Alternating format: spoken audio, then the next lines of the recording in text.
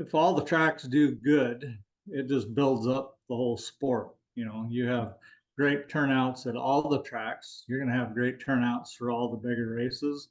Going to make better riders. They're going to, have fun traveling, stuff like that. So BMX Breakthrough is bridging the gap from old school to new school, from tracks to manufacturers, from new riders to their local tracks, and it doesn't stop at racing, but the mission is to connect people with bikes. Join me, Jay Oaks, as I interview key people in the sport and in the industry that are involved in their local circles, in their communities, at their local tracks, and aiming to make a difference on a local level. You'll hear stories, marketing tips, failures, successes, and a way to make a difference in your local BMX community. Let's dive in as we kick off this next episode. Sean, it has been a while that you have actually been on my radar of somebody that I wanted to talk to, and I am just amazed at the level of community support that you have at your track. But before we dive into a conversation about that, I want to have you introduce yourself because not a lot of people would know who you are. my name's Sean Coleman. I run Lincoln Park BMX, which is it is the most northwestern track in the continental United States. So can't get any farther north or west. And it's a town of about 19,000 people. Started BMX in 2010 when my son was 3. He came out to the track for the first time. And in 2017 is when I started running the track. So this will be my 8th year as a track operator for Lincoln Park as well. So that is awesome. This is my part-time job. I work in construction as a project manager on my day job. So it makes for a busy summer. So absolutely. Yeah. Which I think is why there was part of me that was almost hesitant to reach out to you, because I know that you've got a lot of things going on. And I also know that you are far more of a behind the scenes guy than an in front of the camera guy. yeah, I would rather just be out there raking or shoveling with everybody else and just let the, track and what it does speak for itself. So that's kind of the approach that I take. So Well, I'm trying to drag you out of your comfort zone here. yeah, there you go. You're doing a good job.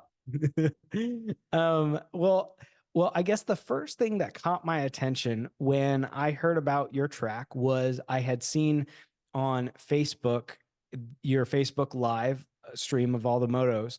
And I think it was, do you race on Tuesday nights? We do. Thursday. Yep. Tuesday Okay. nights in the summer. Yep. Okay. So it was a Tuesday night in the summer and you had something like 70 plus motos, I think. Is that fairly common? We average about 30 to 35 motos. So for a Tuesday night, but about 120 to 135 riders for a Tuesday night race. So okay. So it would have been, what got my attention is just the number of motos, because I thought, well, even if that's a little bit inflated and if it's a special weekend, that is still a lot of motos for a fairly small town, because as the crow flies, home for me was, I don't know, maybe 60 miles away from you, but it was about almost a 3.5 hour trip. Yep. And so you're bringing in people from Tacoma, is down kind of where the peninsula begins. Otherwise, people have to take the ferry. So it's a long trek over there. And like you said, a town of 19,000 people. So it was just impressive to me, the community base that you had of racers. Yeah. So it's been building. Actually, last year our riders dropped a little bit, but the last 8 years it's gone from 25 riders to 135 riders. So it has increased many, many times. So wow, that is significant. And I know, again, you're not the guy that is looking for attention. I know that's not why you did this, but I really wanted to be able to showcase and talk about the way that you've brought the community in on this, because like you said, from 25 riders to 135 average is phenomenal. And a lot of tracks don't have that. A lot of tracks aren't aren't having the impact in the community and the support in the community. So what does it look like for you to get the community involved in the BMX track? And I guess to start with, was the community involved prior to you being there? Not as much. It was kind of run as a for-profit business, and there was no money going back into the track. So finally, the city put out an RFP to run the track, and we had a group together that, submitted our application, and then we started from nothing, but through work contacts and all the just about know about everybody in the community. So it was like there was a lot of support behind us. The first year we just kind of kept it simple and just went from there. And then from there we started applying for grants. And the first grant we got was for the starting hill. And that was a $50,000 grant, but the project was about $280,000 project we did with $50,000. So volunteers, donated equipment, donated materials. Company I work for, Broken Brook Construction, Lakeside, have been huge supporters, and they're like, whatever you need, go get it done. So it's made it much easier to get those big projects done with their help. So Wow. So that $280,000 project and you received 50, was any of that out of the track pocket, or was it all donated above and beyond that 50? we had about 10,000 in the bank, and when we realized that when you got the grant, you had to spend it first and then get reimbursed. So we were like juggling and kind of just scraping by to get that first grant through there and stuff. But then we started getting, sponsor donations, materials, other things that made it, helpful to get that project done and stuff like that. So it was a Wow. good beginning step, and we've just gone beyond that since then. So That's really neat. What do you see as the value or some of the positives to the community getting involved in that? Because I would assume you see a few things that have come out as a result of that. yeah, I mean, when we first started, we would solicit sponsors for the track, and then I think it was Aberdeen BMX in South Dakota's got kind of every sponsor there is tied to a rider. So we started looking at that aspect of it. And so then we started asking, businesses, you can either sponsor the track directly or you can sponsor the track indirectly by sponsoring a rider. And it's basically a season pass. So they get their name on a banner, they get a season pass and stuff like that.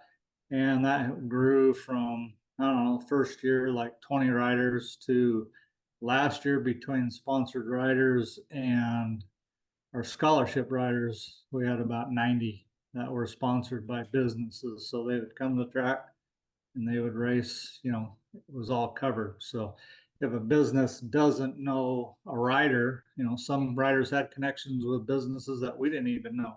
So that brought in a lot of businesses that we didn't, had never dealt with before.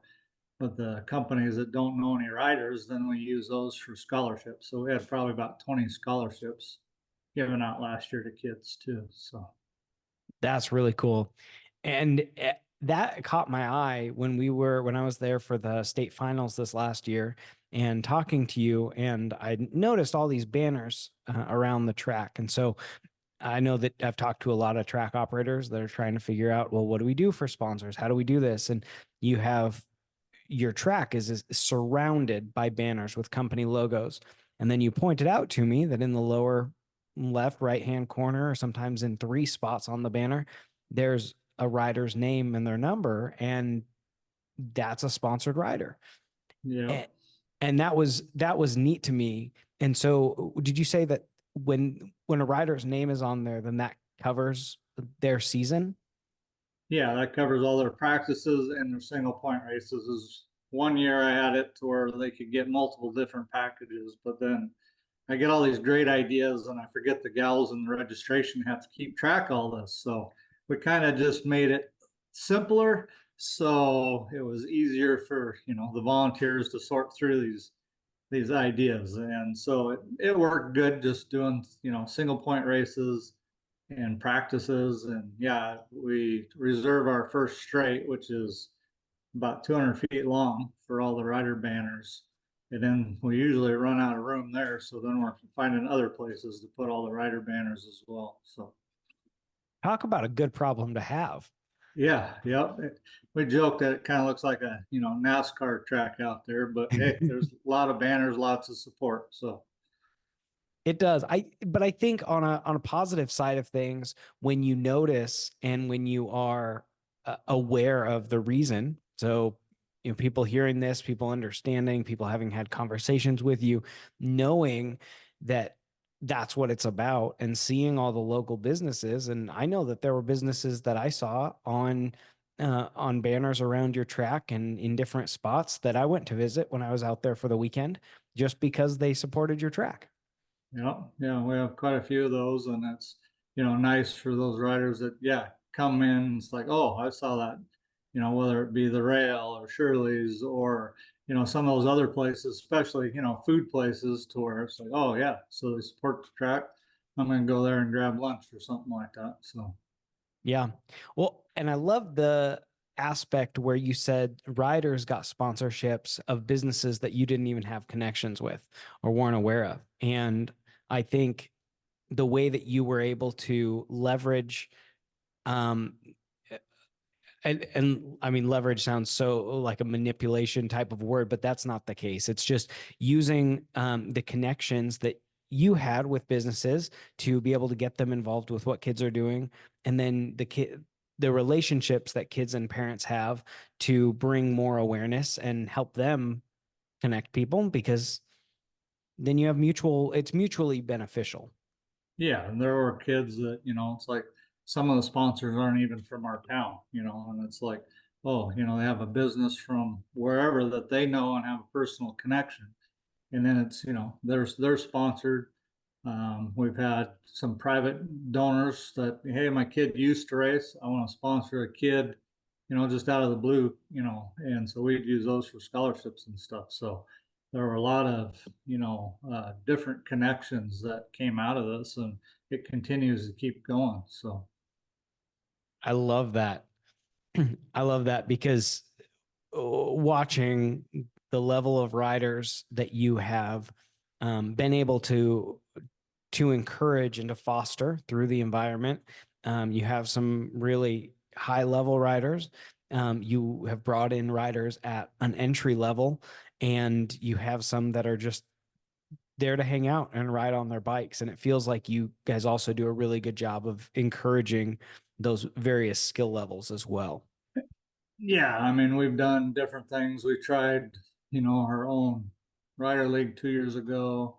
That was pretty successful, keeping the kids engaged. Last year, Breck Johnson's like, I want to do a balance bike open house. And I was like, okay. And, when 55 balance bikers show up for a open house, you're like, I mean, it looks like 200 people out there when you got all the parents and all the kids. But we ended up having to modify our practice schedule because we had so many balance bikers after that. So, I mean, we averaged, 10 to 15 balance bikers during practice and stuff. So we had to give them their own time slot. So that's another good, good problem to have. So Yeah. Have you been able to see? I would assume you've been there for, you said eighth year. this is my 8th year running the track. Yep. So Okay. So you've been able to see kids go, I mean, through 8 years of riding. And so do you have students that you remember bringing in as novice or push bike kids yeah, as I well? mean, we got, yeah, there's quite a few of them that, they were out there on a balance bike and then they went through the, the novice stage and some of them are even experts now and stuff like that, and they're still fairly young and still out there doing it and stuff. So we got quite a few of those kids that have, showed up on the Walmart bike and then, borrowed a race bike from the track and then have got, moved on up through the ranks and then, they're out racing state series or hitting the nationals or doing, whatever. So quite a few of them even went to, downhill and stuff like that. So Oh, wow. Which is really cool. And I mean, and ultimately my goal, even with this podcast or with the whole BMX Breakthrough Project, is kids on bikes, is just, or people on bikes even. So even being able to move from BMX racing and then being able to encourage them into the downhill racing and that kind of, that's amazing. yeah, we've tried to team up with Northwest Cup. It's like we'll have like a Friday night race when they're in town. And I mean, last year I think we had a semi for, dirt jumper class. They were doing that mountain bike and dirt jumper class. And I think we had like 24 kids sign up for the dirt jumper class on a Friday night. So, and most of them, were out from out of town, but some of them had raced BMX before, some of them hadn't. And it was a fun Friday night.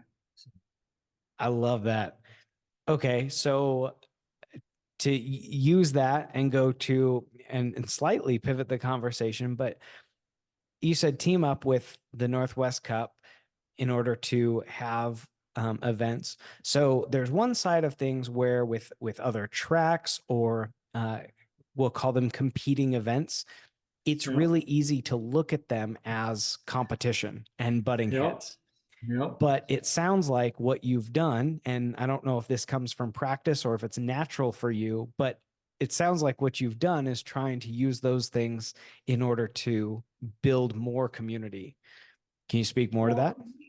Well, and like for instance with Northwest Cup, all these guys are in town, whether it's on a downhill bike or a dirt jumper, looking for somewhere, one more place to ride, whether it's at the track or, the other reason we built the pump track, just to get kids out there on bikes and stuff like that. And then also, working with the other tracks, it's way easier working with them than working against them. So the biggest problem we have is we're so far removed.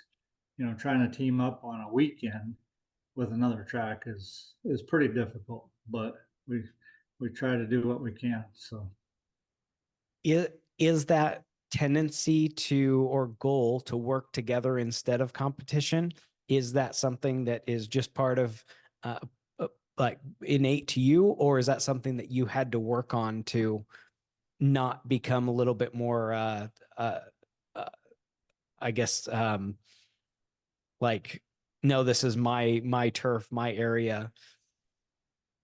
um, as we got bigger, it was like, okay, how can we, make all these, I mean, if all the tracks do good, it just builds up the whole sport. You have great turnouts at all the tracks. You're going to have great turnouts for all the bigger races. Going to make better riders. They're going to, have fun traveling, stuff like that. So, I mean, last year when we got state finals, I figured it would take that, but that's when we started the profit sharing with Washington State. It was kind of modeled after Minnesota. So now we have that in place. All the track operators are 9 of the 10 are meeting every year and trying to work together and making it life easier for traveling for the big races and stuff like that and working together. So it's progress. So we're getting there. Yeah. Well, I remember hearing a I remember hearing stories of when I raced. So I took my break from BMX racing and I came back and then I started talking to my childhood hero who raced and mentored me, and he started telling me about how some of our local tracks were so exclusive and they were competing, and they would they would say, well, we don't want to send riders to your track because you might just steal them. And that was like early on before I had the full vision for this project.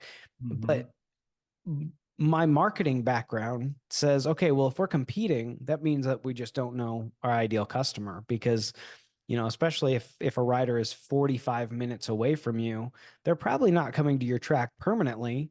If they have a track closer, that they might just come and visit. And at the end of the day, if we can grow the sport, let's grow the sport.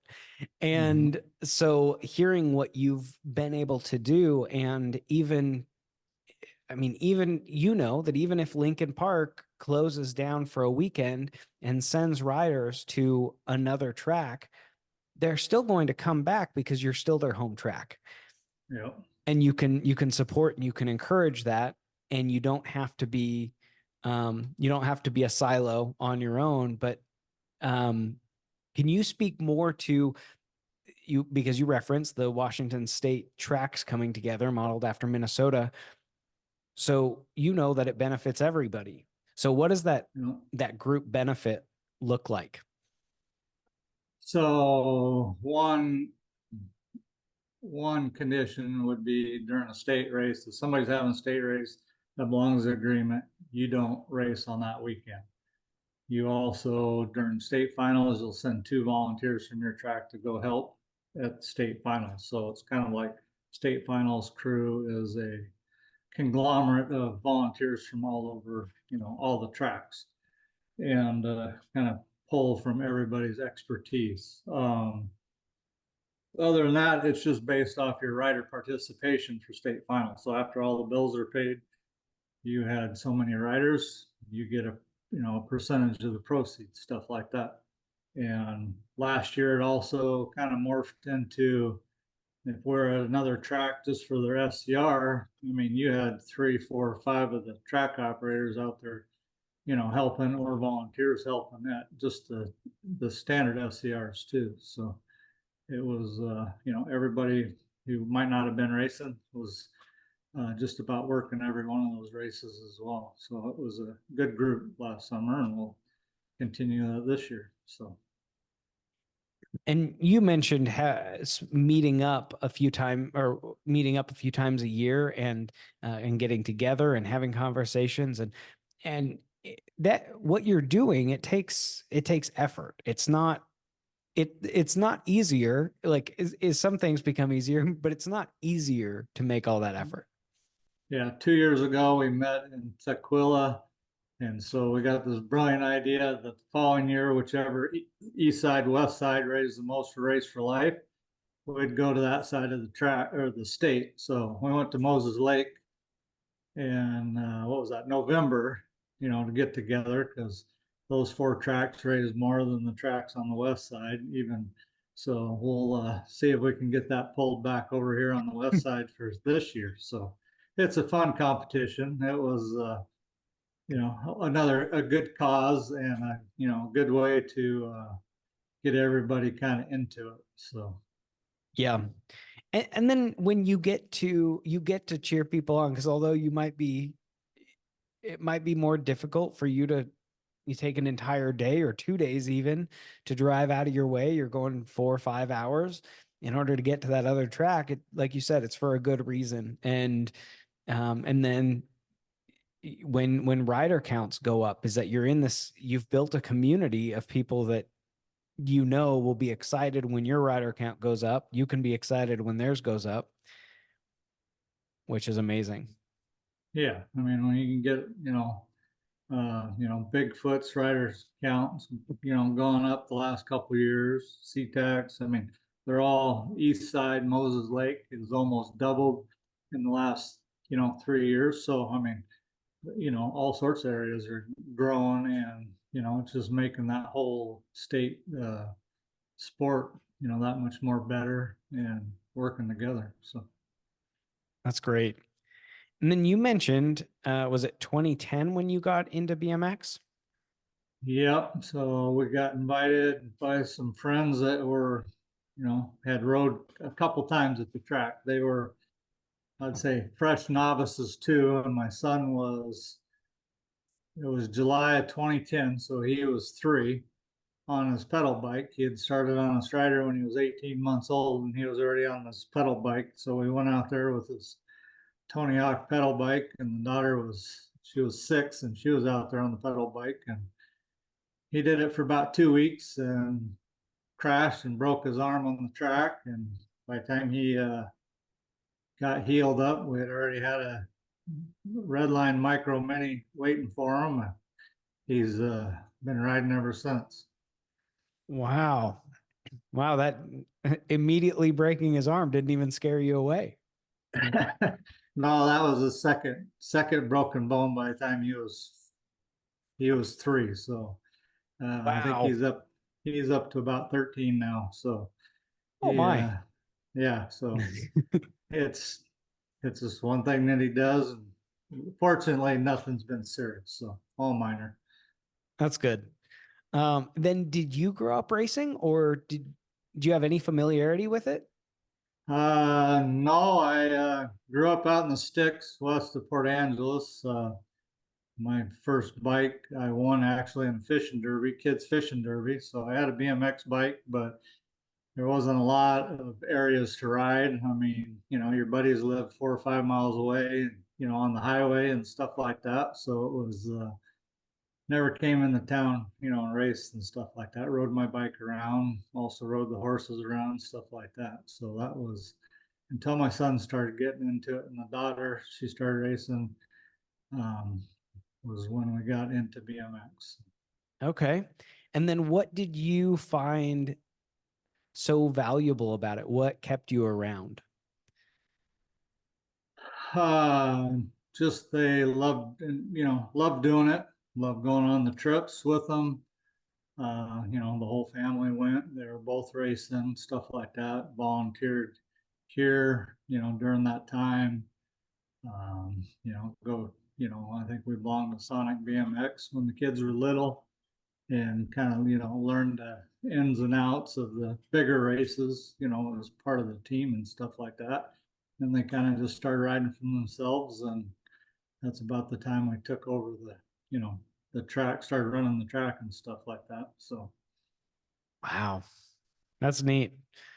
I think it's really cool seeing that there was enough there was enough value in it for your family as a whole, not having familiarity, not having the background with the sport, and it still pulled you in enough. And a lot of people will talk about it, but it is a family sport, and everybody kind of gets to be involved to some extent, as much or as little as they want to be. yeah, everyone's like, well, are you going to race? And I was the guy working on the bike or helping out and stuff like that. So, but I went from, enjoying watching my kids race out there to watching and enjoying other kids out there, just, riding for the first time, maybe crashing, getting up, finishing the race, or finishing just the practice lap. But they're out there, realizing that they can do it and stuff like that. So it's fun watching those other kids succeed from that balance bike, and then moving up or something like that. So um, that's kind of been my, you know, what keeps me going now, seeing those kids out there having fun. So, That's great. And then you mentioned the pump track. Were you a well, part of helping to get that built as well? yeah. So Victoria Jones, a gal in Port Angeles that runs the marathon, the one that taught me how to write the grants and stuff for the track, and another gal named Catherine Copus, who was kind of part of Colville Trails and stuff like that.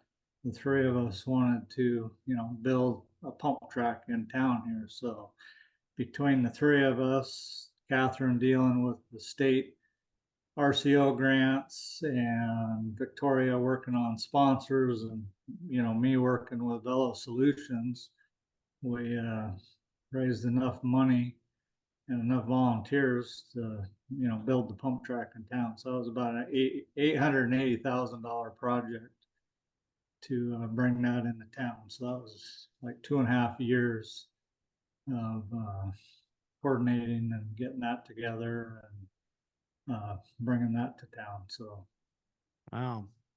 Do you see the pump track? Have you seen the pump track as contributing to riders coming into the BMX track, or Um, some, but probably more the other direction. That okay? they were, at the BMX track, and then I mean, I know there's a couple kids. Daniel, I think he's a 10-year-old expert now, and every time I go to the pump track, there's him and his buddies. So they're there like every day. But they've definitely seen kids that are, mastering that pump track coming out and starting to manual better. Some of those bike skills have, reflected out onto the track and stuff like that. So it's worked both ways. So That's cool. That's neat to be able to see that, and then the added advantage of kids not being inside, not being on devices, being on yeah, bikes, playing yeah, around on no, two wheels, and so yeah, and that's paved, so they're out there. I mean, I think we only had about 1 week of snow this year. So other than that, it's been pretty, it's been wet, but it hasn't been frozen or snowy. So that's good. No, I love hearing that, and I think even the community connections that you built with the pump track project, and um, I appreciate so much the level of effort that you have put into some of those relationships. And I was curious, have you seen riders come into the track that are either owners of the businesses or kids of the owners of the businesses that like learn about it because they're the business is sponsoring? some of them, Yeah. some of them too show up because their kid starts racing and they're like, well, how do I get my banner out there or something like that? So, I mean, Okay. and, so that's usually how the new ones, sometimes show up, but, we do get, some of those businesses that'll sponsor a rider that they know that the kid, and then they'll come out and watch, and they're like, whoa, this is a lot more than I expected and stuff like that. And then they continue being a sponsor, stuff like that. So it definitely wows them if it's been their first time out there, on a Tuesday night or even a practice. I mean, I think we average between 70 and 100 kids for practice. So it Wow. it's pretty good crowds for Tuesday and Thursdays in the summer. Yeah. Yeah, a good thing for families to be able to do. And I've gotten to spend some time getting to know Adam, your Yep, assistant TO, yep, and yep. the value that it adds to his family as well as and the desire that he has to bring in more families to the sport as well. Is it seems like you've just got a constantly growing community of BMXers who want to spread the joy of BMX. That, yeah, between the BMXers and then also, the volunteers. I mean, the volunteers that we have that keep spreading the word to, other people and stuff like that too. It takes a lot of people, and there's been, they've all been great. And just kind of build the, I mean, we'll be out here. I don't know how many times in the summertime, and riders will still be out there while the sun's going down on a practice night. But we're just out there having fun, so don't always rush out of here and enjoy those non-windy, nice summer days out there watching the kids and stuff. So it's fun. Which is cool. Well, and I was actually curious too about your track because I just think it's fun. Adam was telling me about this, but the history of that lot is it wasn't always a BMX track. Nope, it was an old gravel pit. Then they filled it in with a bunch of wood waste. So we constantly fight the second and third straight keep settling on us. So last year when we rebuilt it, we brought in probably 4 feet of fill to get it like pre-leveled before we started building the jumps and stuff like that. So it's we Wow. find we found all sorts of stuff in there when we did the rebuild. So And then do you have you've got a big paved area next to the track for vendors to set up and for spectators and stuff. And then are there like, is it airplane hooks that are there? Yep, that was like part of the old runway. There's still metal hooks there, and you can almost kind of see the stripes still a little bit there, but it used to go across to the airport when before that street went through there and stuff like that. So, Wow, which is cool. There's a lot of history to yep, that property. yeah. When we dug up the old starting hill, let's see, there was swing sets, plastics, fence slats, dump truck load of steel, dump truck load of wood. The asphalt was about 18 inches thick where it kept settling. I mean, it was a disaster inside that old starting hill. But yeah, so it Wow. was all sorts of old history. They just kind of lumped it together and made a starting hill out of it. So it was nice to get that all cleaned up. So And was that the first track rebuild that you did since you started 8 years ago? yeah, we did the Okay. starting hill. And then we always kind of mess around with like, oh, we'll work on one straight or two straights or, do stuff like that. And we never messed with the first corner. We rebuilt the second and third corner. Then last year was the first time we ever did the whole track, including the first corner and stuff like that. So it was taking it on in the middle of the season. That was a lot to chew, but luckily we got good weather and we're able to get it done, in a quick amount of time. So That's great. Yeah, it's been fun getting to see your track, getting to race at the track, getting to know that community, being able to be a part of what you've been able to create. You mentioned the volunteers. It seems like you have just a phenomenal team out there. How do you build? Because I know there are a lot of tracks that run a very lean volunteer operation, and they have challenges. And I love team building and bringing people in. But what would you accredit to being your quality team? I think just that sense of, kind of local pride, that community feeling, if the volunteers aren't a racer or whatever, but they feel still part of the whole program, the success of the track as well. Sometimes it's easier to find enough volunteers for a work night because some of those guys are racers or whatever. They'll come out and help on the track when there's not racing, and so then you find have to find new other volunteers to help fill the roles when they're wanting to race on a on a race night and stuff like that. But fortunately, we got enough people, quite a few people.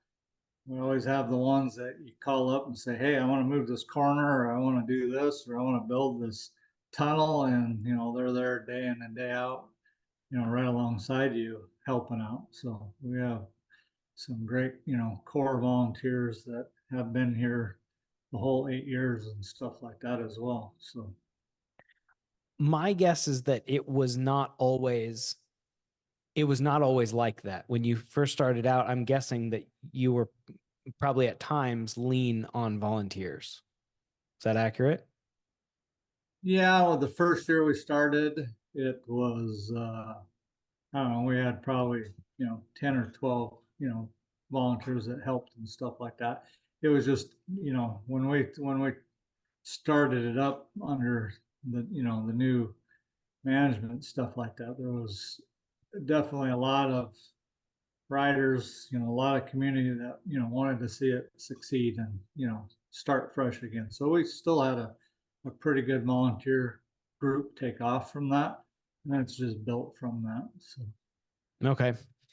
Yeah, I see teams like yours, and I'll as I'm watching and listening to conversations and things, you have a team that's been built that I think a lot of people end up looking at a team like yours and saying, "Oh, either it must be nice or wish I had that team." And other tracks want a team, want a volunteer pool that is as big as something that is established, like what you guys have created. And I don't think it's an accident that you have that many people and have that level of the quality level of volunteers. And I think people are, it's easy to look at that and just say, oh, it must be nice. But what you have done, I believe, is you've created that culture, that community, um, that group, and you've had to invest into that because, like you said, then you've been doing this. You're going on 8 years. Well, and I always try to, it's like if I ask a volunteer to do something, I guess I wouldn't ask them to do anything that I hadn't either done or wouldn't do myself, and yeah, I mean, the biggest thing there too is you're running, say 90 events between clinics, practices, races for the whole year. There's times when people want to get away. So also trying to, accommodate that stuff like that. It definitely takes a balancing act. And, like I said, when I get these great ideas and it's like, wait a minute, how is registration going to handle this great idea, or and that that created some of those great ideas created quite a bit of work. So it's like we can simple them down, make them manageable, and then it's less work there for them too. So if Yeah, everybody does a little bit, then it all gets done and nobody feels overwhelmed. So you don't want too many conversations in the background of people going, "Yeah, Sean had another idea." they they've said that a few times, yes. So especially my wife. She's like, now what did you dream up? So Oh, that's good. I love that. And then the last thing that I really wanted to focus on was you have track bikes, um, and how has having quality and a fair number of track bikes and helmets, equipment for people to use, how has that contributed to you being able to bring in new families? well, when show up to the track for the first time, just checking it out, but you don't have a bike or even a good helmet, and you're like, oh, I want to do that, but you have no, you don't have the tools to do it. And then it just looks like it's fun, but oh, maybe some other day. So that's one thing that we've done is, we've gotten sponsors for the bike shed to keep, pay for the repairs, help keep the bikes fresh, helmets, all that stuff. I think we're up to about 60 bikes and we probably have about 70 helmets. And we always joke, it's like, oh, we'll add one more Connex. And it's kind of grown from one Connex. Now we got, three Connexes and a bike shed in between there. So everything from, balance bikes to all the way up to cruisers. Another thing we've added is cruisers for some of the little kids. So junior and expert cruisers as well, because, hey, I want to try this or whatever. It's just, you know, we found that trying to find a bike at one of the bike shops wasn't always an easy task. So it was like, sometimes we'll have a rider try out a bike. They might try it, 2 or 3 weeks, and then they go get their own bike. We have some riders that, take all summer and they still either can't afford it or, haven't found that bike. Or it also gives those parents a chance to say, okay, my kid really likes this and will, make the commitment to invest in bikes and helmets and stuff like that. But, go out and buy a $300, $400 bike and $100 helmet and an $80 membership, you're dropping $600 right off the bat and you don't even know if your kid likes it. So it has to, help take that sting off those first time riders to experience it. So I like that. And I think one thing to grab out of what you just said is that having riders that borrow a bike for the whole year and either get at the end of the year they still can't afford it or just haven't figured out what size they need or whatever the case may be. And obviously to that you're not making them feel bad about borrowing a bike again. No, they want to borrow a bike, let them borrow a bike. We don't, that's one thing we won't charge for the bikes or the helmets. I'd rather charge for the race fee than the bikes or whatever. And then we've acquired most of our rental bikes, our bike fleet or mongoose bikes. We still have, I don't know, probably 20 bikes in boxes and stuff like that, but we've given, half a dozen bikes to Bakerview and PI, and it's like here, you need some bikes, then grab some and go use them and stuff like that too. So we pass those on. Some of them are used, some of them are brand new. So Yeah. Yeah, I appreciate that because I think it's really easy to borrow something from a loaner stash and then be made to feel bad about it. Like, well, you still don't have a bike? Come on, like you've been using this, but to have an experience where you can come back week after week, no, it's here. If somebody else comes and they grab it before you, it might not be here, but that's not the conversation right now. yeah, yeah. There's some kids that get like their favorite bikes and they try leaving their number plates on them, but they'll be like showing up one of the first kids to make sure they get that bike or whatever. And we ask them is like you know sometimes we'll sell some of the track bikes, and it's like you want an opportunity to buy one at a used rate or something like that. Sometimes they do, but sometimes it's just haven't found that right bike um, at another track or, wherever to just take that plunge or whatever. So Yeah. we just keep filling it in and tell them. So Yeah. I I'm thankful for what I've been able to see your track do for other riders, for again for that community. And I'm consistently encouraged, and I will tell you that I use your track as an example of a track that has reached the community and done a really good job of doing it. well, thank you. So It's fun watching your listening to your podcast and your journey, and remember the marketing webinars with USA BMX and stuff like that. I think everyone was laughing when I said, "Yeah, semis for 5 and under novice," but we've had it happen, and it's fun times when you see 15 or 16 5-year-olds show up on a Tuesday night. So that's so cool.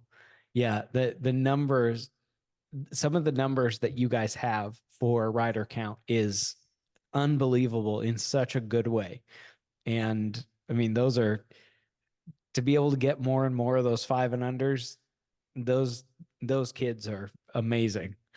yeah, yeah, I think Oh. out of our rider count is like in the top 10 or 15 in the country, and we're the smallest city out of all those tracks. So all the rest of them are Spokane bigger, but we keep having fun, drawing them from wherever we can, and we joke that sooner or later we're going to run out of new kids in this town, but we somehow keep finding them. So that's that's a big thing to key in on. How what did you say your average rider count is, like 135?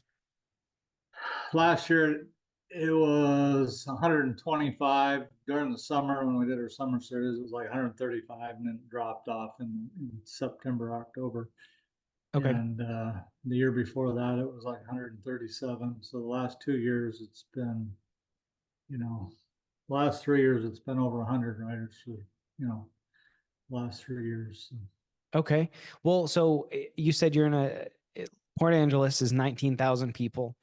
And so 1,900 people at your track would be 10% of your community, and 190 would be 1%. And so your track is doing a really good job of reaching the community, but it's amazing to realize that there are still so many more people that can be reached. And like, you said, it feels like we'll run out of kids at some point. Well, people keep making them, which is a good thing. Yep. Yep. And then but you get into a spot where you do have continued kids, and then but then you also have older people. You have adults, you have teenagers, um you have people that are getting into the retired years that may decide to come out to the track. And so Yep. it speaks more to, instead of saying, because I've heard a lot of tracks talk about, well, we just don't have enough riders. There just aren't enough people in the area. And in a lot of places, it's because the community doesn't know about the track. And Yep. so even with the level of outreach to the community and community involvement that you have, to still have less than 1% of the population, there's still a lot of people out there that probably don't know about BMX. Yep. Uh, So, I mean, we've done, like the wellness programs, at the high school. Used to take the kids with Josh Clapman used to come up from Bremerton, the pro from down there, and they would do demonstrations in their PE classes, stuff like that. We've done, kids' days, even home shows. It just depends that where's that different group of kids and and adults, teenagers. There for a while. I mean, last 2 years we've had a pretty good sized group of 12 to 15-year-old novices out there. And a lot of them are girls and stuff like that. And this year we're going to do, um, the two BMX beginner leagues with Donnie Robinson. And then we're also going to bring back more of the ladies' nights for the girls and the ladies can come out and ride for free and just have a good time and cut down on the crowds, but make them feel a little bit more comfortable. So maybe they'll, either just keep going doing ladies' nights or come out and race once in a while too. So we'll see. that's amazing. I'm excited to see how it goes. Yeah. So a couple Oh, different things this year than we've done in the past, but we'll try it and might continue it, might tweak it, might change it. So we'll see. yeah, it's at least worth a shot. And then, Yep, that's yeah, right. and then you come out of it and you know what to do for next time. You got some analytics behind you and can go from there. Yep. So Wow. That's great. Well, Sean, thank you so much for your time. yeah, glad talking to you, and good luck on the new digs there in Tulsa. And are you in Tulsa, or are you just outside of Tulsa? So we will be in Tulsa, Yeah. very near downtown actually, and Okay. we're still in the process of getting there. We'll be there around the end of May, Yeah. and we'll be there entirely end of May, and we'll take 2 or 3 months to drive the truck and trailer out that way. Yep. Do it slowly. There We you won't go. be moving at Sean Coleman's pace. Yeah. No, that was a quick trip home after Grands. So No kidding. Yeah, we're gonna take it slow and enjoy some things. We're gonna be down at Dirty Fest in okay. middle of April, Yep. down in Temecula, and then we'll make our way out towards Oklahoma after that. But There you um, go. just yeah, trying to trying to take our time. And as excited as I am to be there, I am also really excited. I'm also telling myself, like, I got my whole life to own a house, to move into a house. I might as well take the Yep. opportunity I have to play around a little bit. There you go. Yep. So spend some time with the kids. They'll only be this little once. That's right. They grow up quick. I think mine's youngest is a senior this year. So Yeah, that's what everybody says. So I thought, well, I can either learn it myself, which I will naturally, but or I can take people's advice and capitalize on that time I've got right now. yep. There you go. So, Man, thank you again, though. Thank you Yep. for your time and thanks for sharing with us. And yeah, I'm really appreciative for what your track has been doing. Well, thank you and good job. And look forward to, listening to all the other ones too. So, Awesome. all Well, right. thanks, Sean. Thanks for the Thank support. you. All right. Cool. Have a great Good evening. talking to you. You too. Bye. Thank you for joining us in today's episode. It is because of people like you and our sponsors who make this whole thing possible because they have a desire to see the sport grow. If you would like to get involved in the mission of BMX Breakthrough, you can start by going to your local track, find a way to volunteer, help out, and serve there. Or you can go to our website, bmxbreakthrough.com, in order to donate, find out about sponsorship, or learn more.